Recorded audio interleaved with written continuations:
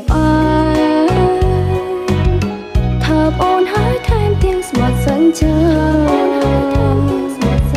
អូនជឿហើយបងលុះសូនសង្ខា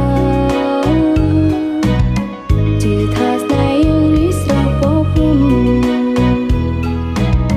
ថ្ងៃនេះម្លេងមកស្រពូនភៀងត្រាថ្ងៃនេះនៅណាអើយអស់សង្ឃឹមយកមិញឃើញបង